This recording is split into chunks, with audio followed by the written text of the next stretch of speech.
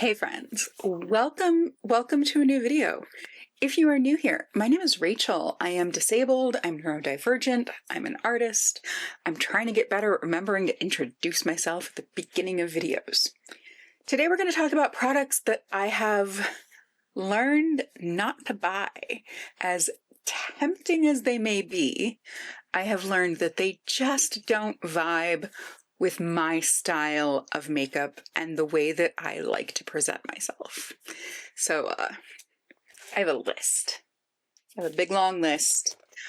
We're gonna jump in. So the first thing on this list is balm blushes.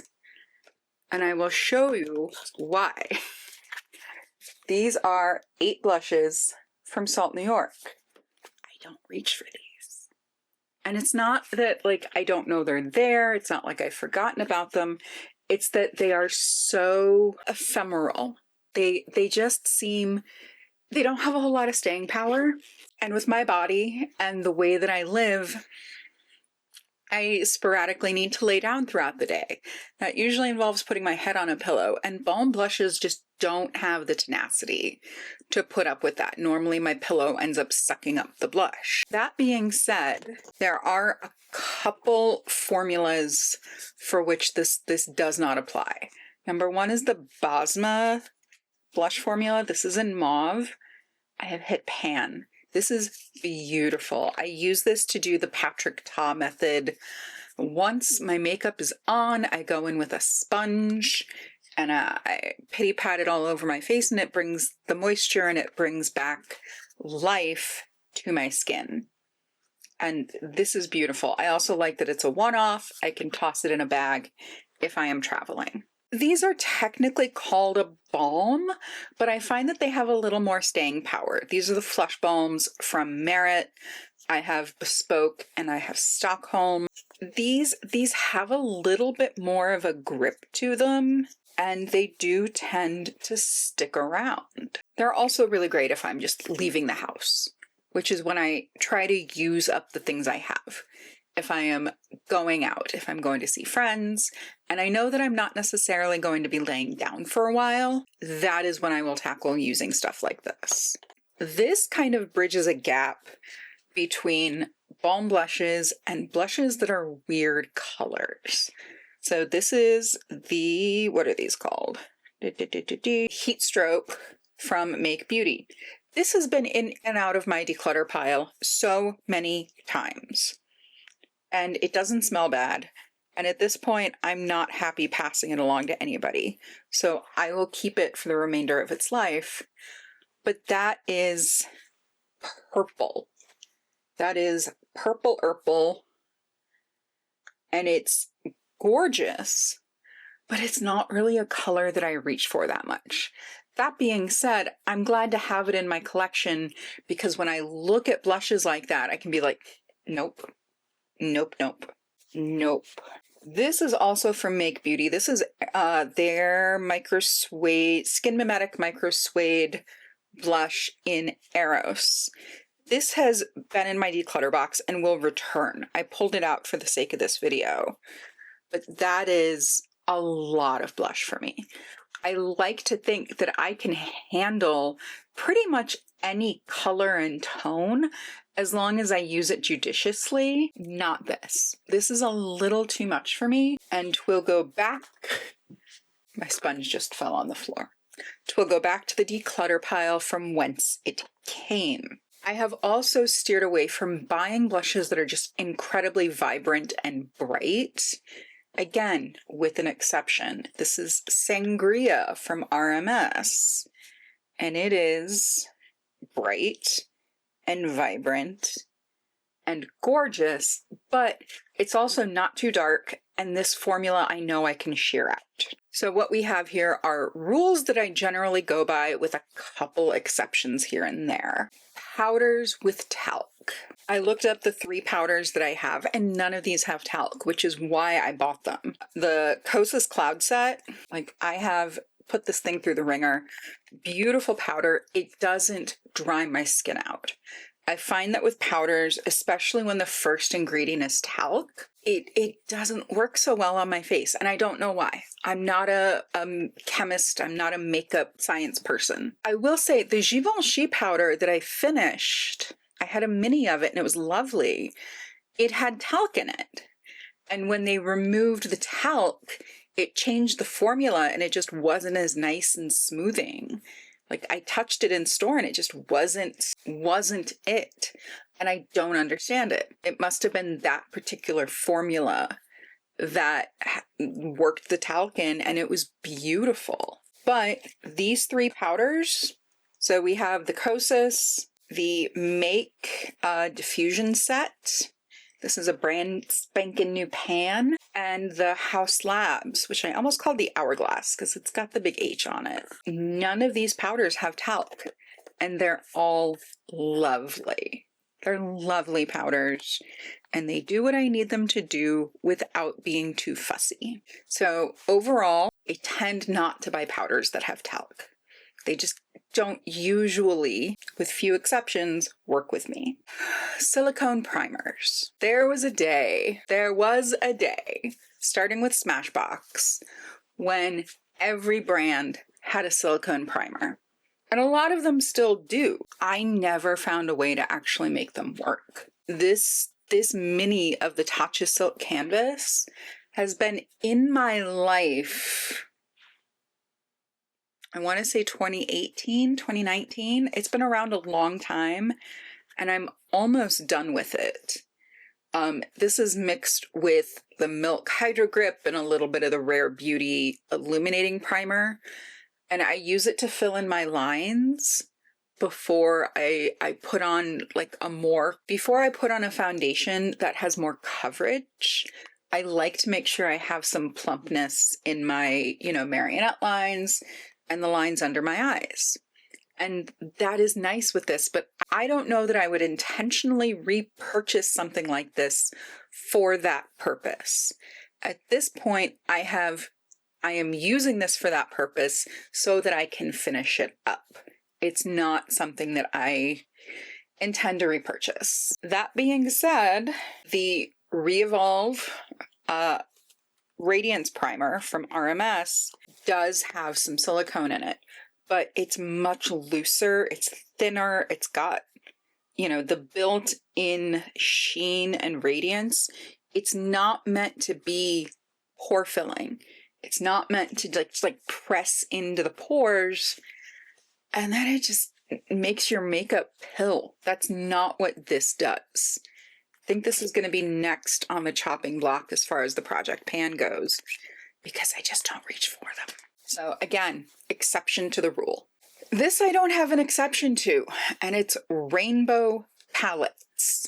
I do have an alternative, but I do not have an exception to the rule. And that is because I just don't use them. So in the past, and I plan to do it again this year, I have done what I call my Project Pride, which is where I will assemble a large palette of my singles and use those to create looks that resemble different pride flags. Instead of gigantic pans that have multiple yellows and oranges, shades that I don't usually reach for, I have these. These are my stained glass eyeshadows from Cliona Cosmetics. And anytime I look at an eyeshadow palette and I'm like, oh my God, it has a multi-chrome. These are multi-chrome. These are like the multi-chromiest shadows that ever did multi-chrome. And they are my babies. I love these shadows so much that it puts the idea of rainbow palettes or palettes that contain multi-chromes out the window. I don't need them. I don't want them. I'm good. And this also brings us back to shades, palettes that have more than 15 to 18 shadows. Yeah, this is my dream palette from Natasha Denona. This has 15 shadows in it and it's perfect. I did swap out the black for another shadow, and I'm thrilled with it. I love this palette so much. I don't need anything larger. I don't need anything more chunky. I don't need anything more confusing. this is perfect. Again, shadow palettes that are in one color story, that are specifically purples, blues, yellows, oranges, really bright colors, especially mattes. There are so many mattes that are just hard to work with because they're purple or blue, and those are harder colors to formulate. So I don't mess with them. I just don't. I have no reason to. I have here the Roxa palette from Natasha Denona. This came in my Beautylish Lucky bag. I'm not going to use this. I'm working on a video about Natasha Denona palettes, and once that is done, I will look into reselling this. But it is exclusively a purple palette, and it serves no purpose in my collection. I don't even see like one or two shadows that I would like to swap out and keep. I don't see it. So all of these rules that I have made for myself are not arbitrary. They are rules that I have established because I have learned, you know what, that large blue palette, I'm not going to use it. It's not going to get used. All right, moving on to formulas. Lipsticks that are primarily matte, and specifically like matte liquid lipsticks. The ones that you like need a wand to smear on and they dry down and they suck the moisture out of your lips. And by the end of the day, your lips just look like an irritated butthole. No. The closest I have is one of the mattes from Merit. This is in the shade Court. It's pretty, but I don't wear it so much because it is very drying. It's very drying. I really have to do a lot of lip prep. And then I usually have to put something on top of this to make it wearable long term. And then that kind of defeats the purpose because it wears off quicker. It wears off faster. And again, it's just a texture that I don't love anymore. I like my lips to have some life to them, to have some juiciness, to feel like they can live on my face for a long period and I don't have to futz. I don't like to futz. In general, collabs. I have so many times fallen down the rabbit hole of collabs.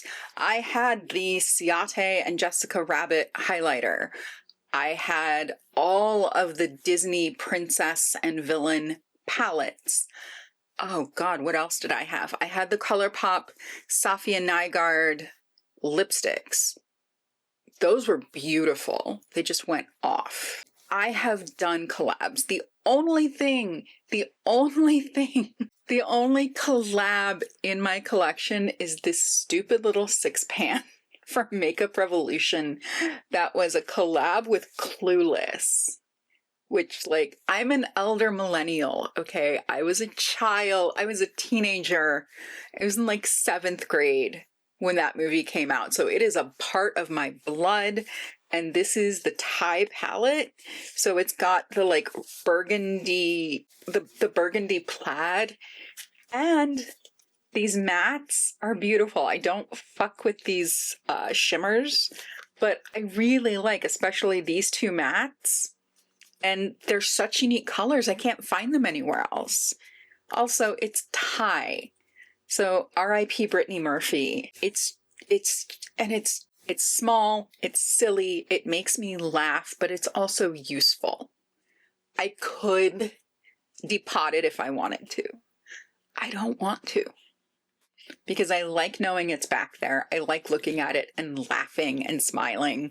And I think I bought this for like maybe $4 at TJ Maxx. No complaints here. But in general,